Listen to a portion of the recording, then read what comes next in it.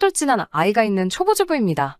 결혼하자마자 성질 급하게 나온 아이 때문에 신혼 초부터 당초 세워뒀던 계획하고 계속 어긋나고 있네요. 신랑이 다니는 회사에서 결혼 전에 서울지사로 발령난다는 이야기가 거의 확정된 거나 마찬가지라고 했어요. 그래서 없는 돈 끌어모아 신혼집은 서울에 구해놨는데 무슨 일인지 아직도 감감무소식이라 단 하루도 제 집에서 지내본 적이 없네요. 그래서 아직 신랑은 다니던 회사를 그대로 다니고 있어요. 요즘 같은 시국에 서울에 새 직장 잡기도 힘들 것 같아서 그건 포기했어요. 지금은 20평짜리 방 2개 딸린 집에서 월세 내면서 살고 있습니다. 신랑한테는 언제쯤 발령나는 게 확정이 나는 거냐고. 기약이 없는 거면 차라리 서울에 구해놓은 신혼집을 전세로 돌리고 여기에 전셋집으로 하나 구하자고 했지만 신랑은 곧 서울로 가게 될 거라면서 그럴 필요 없다고 하는데 기약 없이 매달 월세로 버리는 돈이 아주 아까워 죽겠네요. 저도 결혼 전에는 회사를 다니고 있었는데 우리 아이가 태어나면서 남편과는 아이가 5살 정도가 될 때까지는 제가 전업주부를 하면서 아이 케어를 하기로 합의를 본 상태였거든요. 제가 하는 일이 월급은 많은 편은 아니지만 수요가 많은 편이라 일할 곳 구하는 건 문제가 없었어요. 그래서 아이가 어느 정도 크고 어린이집 다닐 정도가 되면 저도 복직을 계획하고 있었어요. 쥐꼬리만한 월급이기는 하지만 남편보다는 제가 벌이가 약간 더 좋았어요. 하지만 아빠 손에 크는 것보다 제가 직접 키우는 게 좋겠다 싶었고 남편도 서울지사로 발령이 나면 월급이 조금 오를 테고 저는 직장을 구하기도 상대적으로 쉬운 편이니 그렇게 하기로 했습니다. 지금도 직장을 구하려면 구할 수 있지만 시가나 친정이 지금 사는 곳에서 거리가 있는 편이라서 아이 돌봐줄 사람도 없고 사람을 쓰자니 배보다 배꼽이 더 클 것 같아서 내린 결정입니다. 지금 사는 곳 근처에는 신우네가 살고 있어요. 가까이 살지만 멀게만 느껴지는 신우잖아요. 아무리 남편의 여동생이라고 한들 저와는 사실 평생남이나 다름없었으니 그냥 대면대면한 사이였어요. 신우네랑은 사이가 좋지도 나쁘지도 않다는 말이죠. 원수지고 지내는 사이는 아니고 신우도 결혼을 한 상태라 두 부부가 한 달에 한두 번 정도는 같이 만나서 식사 정도는 하고 근황 이야기 정도는 주고받는 그런 사이입니다. 신우는 당시 출산을 4개월 앞두고 있었고 직장을 계속 다니며 돈을 벌고 있었어요. 그날도 넷이서 같이 만나 저녁 식사를 하는 날이었는데 대화를 나누다가 신우의 산후조리에 관해서 대화를 나누기 시작했습니다. 제가 결정하기는 했지만 저는 아직 직장을 포기하고 전업주부가 된 사실에 미련이 조금 남아있었거든요.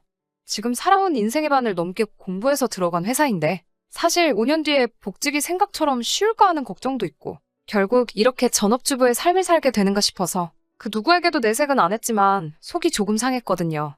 신우도 저와 같은 입장일 테니 그냥 어떻게 생각하고 있는지 앞으로의 계획은 어떠한지 정말 걱정해주는 마음으로 물어본 말이었어요. 산후조리원 다닐 거고 3개월 육아휴직을 내겠다고 하더라고요. 그 말에 제가 대본에 아이는 어쩌고 복직할 생각을 하냐고 물어봤지요. 지방 중소도시에 있는 코딱지만한 회사 다니면서 신우는 회사에 대한 자부심이 대단한 건지 자기애가 강한 건지 그 회사는 자기가 없으면 돌아가지 않는다고 말하면서 육아휴직이 끝나면 바로 복직을 해야 한다고 하더라고요.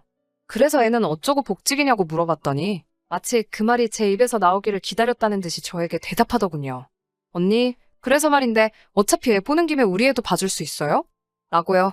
그런 걸 물어볼 거라고는 생각도 못했기 때문에 당연히 농담이겠거니 싶어서 우리 애 보는 데만도 허리가 부러질 지경이라고 농담하지 말라며 손사래를 쳤더니 저한테 잘 생각해보라고 하면서 말도 안 되는 소리를 늘어놓더라고요. 지네 아이가 태어나면 우리 아이한테 동생이 생긴 거나 마찬가지니 같이 키우면 아이한테 책임감도 생기고 정서적으로 좋지 않겠냐고 말하길래 이제 첫돌박진한 애한테 무슨 책임감이냐고 말도 안 되는 소리 하지 말라고 하고 애는 봐줄 생각 없다고 딱 잘라 대답했죠. 그 와중에 신랑은 아무 말도 없이 빈밥그릇을 긁어가면서 밥 먹는 척을 하고 있길래 테이블 아래로 다리를 툭 쳐가지고 같이 편 좀 들어달라는 식으로 신호를 줬는데 아무것도 모르는 척 탄창만 피고 있었어요. 신우 남편도 그렇고 우리 신랑 하고 있는 꼬라지를 보아하니 이미 저 빼놓고 셋이서 벌써 이야기를 끝낸 것 같다는 느낌이 들더라고요. 꿀먹은 벙어리 마냥 아무 말도 못하는 우리 신랑과는 다르게 신우 남편이 난데없이 신우 편을 들면서 3개월이면 100일도 안 지난 아이인데 어떻게 어린이집에 맡길 수 있겠어요? 하면서 거들더군요. 그래서 제가 서방님, 저는 어떻게 믿고 100일도 안 지난 아이를 맡기세요? 라고 되물었더니 저는 가족이라서 괜찮다고 하더라고요. 그러면서 기분 좋으라는 식으로 입에 발린 칭찬을 하면서 저를 회유하기 시작했어요. 언니라면 믿고 맡길 수 있다. 언니같이 배운 여자가 아이를 돌봐주면 아이 정서에도 좋을 것 같다. 뭐 이런 식으로 설득하듯이 자꾸 강요를 하길래 돈 줄 것도 아니면서 자꾸 무리한 부탁을 하냐고 한마디 했습니다. 예상한 대로 제 말에는 두 사람이 동시에 가족끼리 무슨 돈이냐며 펄쩍 뛰더라고요. 그래서 애는 공짜로 키우냐고, 분유며 기저귀며 돈 들어갈 게 투성인데 무슨 부탁을 그런 식으로 하느냐고 한마디 했습니다. 그 말에 잠깐 둘이서 아무 말도 없다가 신우가 그러면 양육수당 한 달에 20만 원 들어온다며 그거 전부 드리면 되겠네요 하면서 잘 됐다고 결론 났다는 식으로 기뻐하더라고요. 제 의사는 생각하지도 않고 계속해서 아나무인으로 나오는 모습에 저도 점점 화가 나기 시작하더라고요. 제가 돈 20만 원이 아쉬워서 돈 이야기를 꺼낸 것 같냐고. 아무리 가족끼리라지만 아무런 대가 없이 신은혜도 그렇게 부탁하는 거 아니냐고 딱 잘라 말했습니다. 돈 달래서 돈도 드리는데 왜 싫은 거냐고 하면서 어린이집에 아이 맡겼다가 잘못되면 어떡할 거냐면서 혹시나 잘못되면 저보고 책임질 거냐고 뭐라뭐라 하더라고요. 창과 방패도 아니고 이대로 가다간 하루가 지나도 대화가 끝날 것 같지 않아서 이건 나중에 다시 이야기하자고 하고 자리를 정리하고 집으로 돌아왔어요. 집에 도착했는데도 화가 풀리지 않더라고요. 그 와중에 몹시 심기가 불편해 보이는 제 눈치만 살살 보고 있는 신랑이 눈에 거슬려서 불러세워 물어봤어요. 나 모르게 벌써 너네들끼리 얘기 끝내는 거지? 하고 신랑을 슬쩍 떠봤지요. 우물쭈물하면서 말을 잇지 못하는 신랑의 모습을 보니 그날 오고 간 대화가 제 생각대로 셋이서 벌써 북치고 장구치고 다 해놓은 것 같더라고요. 그걸 왜 네 맘대로 정하냐고 따따따 잔소리를 하고 있으니 신랑이 듣기만 하다가 저한테 짜증을 확 내더군요. 어차피 제가 집에서 애 보는 것 말고 하는 일도 없다는 식으로 짜증을 내더니 딴 사람도 아니고 자기 여동생이라고? 이참에 제가 애를 봐주면 저랑 신은혜랑도 사이가 돈독해질 거고 거기에 더불어 돈까지 준다는데 못할 게 뭐가 있냐며 그 자리에서 그렇게 단호하게 나오면 매제랑지 여동생 앞에서 자기 체면은 뭐가 되냐고 하면서요. 제가 신은혜 애만 봐주면 신우는 복직해서 안심하고 일할 수 있고 우리는 신우가 주는 돈 받으면 월세로 나가는 돈도 어느 정도 커버가 되는데 살림에 보탬도 되고 얼마나 좋냐고? 저 하나만 오케이 하면 모두가 평화로워지는 건데 일을 뭐 그렇게 어렵게 만드냐고 하더라고요. 화를 내야 할 사람은 저고 그 자리에서 제 편을 들어줬어야 할 신랑이 그런 식으로 나오니 서운한 마음보다 화가 치밀어 오르더라고요. 신랑한테는 앞으로 나한테 말 걸지 말라고 말하고 저는 아이방에서 이불 깔아놓고 자면서 며칠 동안 신랑하고는 말도 한마디도 안 했어요. 그렇게 지내고 있으니 이젠 시어머니까지 가세하더군요.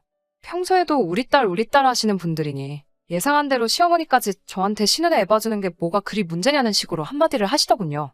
이제 저도 참을 만큼 참았고 시어머니까지 가세한 그 시점에 가만히 있을 이유가 없었어요. 친정엄마한테 이 사실을 말하고 그 길로 아이를 데리고 나와서 비어있는 서울 신혼집으로 향했습니다. 당연히 집에서는 아이랑 제가 짐 싸들고 없어졌으니 한바탕 난리가 났죠. 남편이 어디냐고 문자 보내고 전화하는 거 전부 싹 다 무시했습니다. 그러고 있으니 조금 있어서 시어머니한테 전화가 오더라고요. 전화를 받으니 격양된 목소리로 다짜고짜 저한테 화부터 내시더라고요. 가족끼리 힘든 부탁 한 것도 아니고 듣자 하니 우리 딸이 돈까지 주기로 했다던데? 너는 뭐가 그렇게 불만이 많아서 부득불리를 키워가지고 이 사단을 만드냐고 한 소리 하시더라고요. 옆에서 통화를 듣고 계시던 친정엄마가 전화기를 뺏어서 한마디 하셨습니다. 이건 이제 집안끼리의 문제니 엄마도 가만히 있을 수 없었다고 먼저 양해를 구하셨어요. 우리 딸이 사돈댁 핏줄 돌봐주는 봄으로 보는 게 아닌 이상 신은혜 애 키우라는 말은 나올 수 없는 말이라며 역정을 내셨습니다. 부모는 돈이라도 받지 어디서 지금 우리 집 귀한 딸을 종년 취급하냐고. 박서방도 지 자식 하루 종일 보는 것도 아니면서 그러는 거 아니라고. 시어머니한테는 자식 키워보신 분들이 어찌 그런 말을 그리 쉽게 하냐고 말을 계속 이어가셨어요. 시어머니는 친정엄마의 말에 한마디도 대꾸하지 못하고 아무런 대답을 듣지는 못했지만 결국 전화를 끊으셨습니다. 그리고 얼마 안 있어서 남편에게 다시 전화가 오더라고요. 당연히 사과하려고 전화한 줄 알았죠.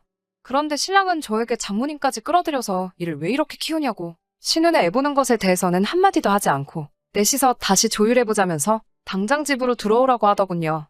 엄마가 전화기를 뺏어서 한마디를 하시려고 하시기에 남편한테는 제가 말하겠다고 하고 전화기를 꽉 쥐었습니다. 사실 아직 회사는 구하지 못했지만 신랑에게 이미 저는 회사를 구한 상태라고 말했습니다. 월급도 원래 제가 받던 것보다 조금 더 불려서요. 이제부터 서울 신혼집에서 우리 엄마랑 같이 살면서 엄마가 아이 봐줄 거고 저는 복직할 거니까 그렇게 알라고. 너도 서울로 발령 나기 전까지는 이 집에 얼씬도 할 생각 하지 말라고 엄포를 놓았습니다. 그리고 나서 나도 우리 엄마도 쉬는 날 하루쯤은 있어야 되니까 주말 동안에는 하루에 5만 원씩 쳐줄 테니 신우한테 말해서 우리 집 와서 애나 보라고요. 쥐꼬리만한 월급 때문에 갓난애기 남한테 맡겨놓고 복직을 해야 하니 어차피 애 보는 거 용돈도 벌고 그 편이 신우한테도 훨씬 좋지 않겠냐고요. 전화기나 뭐 신랑은 저에게 화를 내고 싶은 듯 보였지만 친정엄마가 옆에 떡하니 계시니 하고 싶은 말도 하지 못하고 씩씩대고만 있는데 그 꼴을 보니 속이 후련하더라고요. 그러고부터 한 달이 지나서 지금이에요. 쉽다고 생각했던 복직은 생각보다 어려워서 아직 직장을 구한 상태는 아니지만 신랑 쪽은 아직 그 사실을 모르고 있습니다. 그건 그렇다 쳐도 한 달이 넘어가는 이 상황에 신랑도 시모도 따로 저에게 연락도 없는 데다가 서울 신혼집에 코빼기도 비추지 않는다는 점이 너무 실망스럽네요. 엄마는 집 문제는 빚을 내든지 해서 어떻게든 해결해 줄 테니 걱정하지 말라고 하고 이런 식으로 나오면 이혼까지도 생각해보는 게 어떠냐고 말하시고 있어요. 돈이야 제가 벌 능력이 되니 두 분이서 아예 이 집에서 같이 살면서 도와주신다고요. 아빠 없이 자랄 우리 아이한테는 미안하지만 지금 이 상황에 엄마의 말이 틀린 말은 아니라고 생각하고요. 출산을 앞두고 있는 신혼에는 궁금하지도 않네요. 가끔은 제가 너무했다는 생각이 들 때도 있긴 하지만 아무튼 이건 제가 만든 상황이 아니고 지들이 자초한 일이니까요. 후기 보냅니다. 사연 보낸 지도 벌써 2개월이 훌쩍 지나가 버렸네요. 그간 여러분들이 달아주신 의견 보면서 고민 많이 했습니다. 저는 사실 아직도 이혼까지 생각해 본 적 없었습니다. 댓글 남겨주신 여러분들께서는 사정 봐줄 게 뭐 있냐고? 그냥 이혼하라는 의견이 지배적이었지만 사실 아빠 없이 자랄 아이한테 제가 순간에 화를 이기지 못해 평생 지우지 못할 상처를 주는 게 아닐까 하는 생각이 들었거든요. 현재 저는 새 직장을 구해서 다니고 있습니다. 남편한테 공헌한 만큼 돈을 더 주는 회사는 아니지만 그래도 남편이 지금 벌고 있는 돈보다는 꽤 많은 돈 받으며 일하고 있어요. 제가 자리 잡으면 남편이 반성을 해서라도 신혼집으로 기어 들어올 줄 알았지만 그렇지 않았습니다. 결국 이혼하기로 결심했습니다. 신혼집에 와 있는 3달 동안 남편은 정말 저한테 전화 한 통 없었고 이 집에 코빼기도 비치지 않았습니다. 얼마 전이 신우 출산일이었어요. 신랑이 신우 태어난 아이 사진을 저에게 카카오톡으로 보내주더라고요.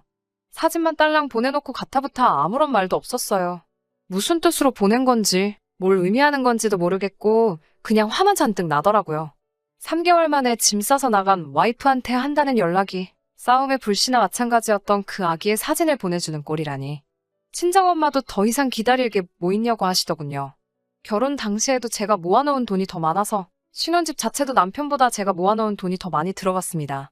이혼을 준비하는 과정에서 조금 문제가 생기긴 했어요.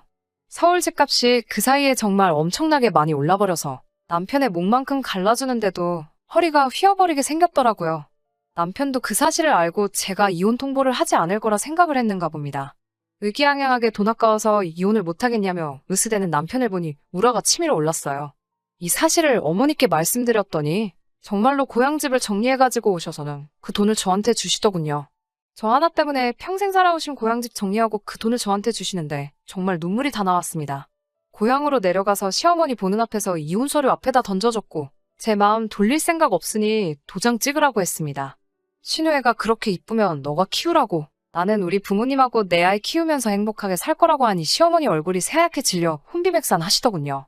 아이의 경우는 제 직장이 더 탄탄하고 교육 인프라가 더 잘 되어 있으니 변호사님 말로는 양육권은 저에게 있을 거라 하시더군요. 그 사실을 아시고는 얼마 전까지 저보고 하나 키우는 거 같이 키우면 어디가 덧나냐고 하시던 시어머니도 장손 뺏긴다는 생각에 제 눈치를 보면서 남편한테 빨리 사과하라고 난리도 아니었어요. 진작에 이렇게 했어야 하는 것을 3개월이나 시간을 끌었다는 게 정말 스스로가 다 한심하네요. 좋은 의견 나눠주신 여러분들께 우선적으로 감사의 말씀을 드리고 싶습니다. 신우 애 키워주며 식모살이하는 결혼 생활보다 부모님하고 새로운 삶의 터전에서 아이와 함께 살아가는 행복한 이혼녀가 되는 게 훨씬 낫겠네요. 앞으로 저희 가족들한테 행복한 일만 가득하면 좋겠습니다. 의견 나눠주신 분들께 다시 한번 감사의 말씀 드리겠습니다.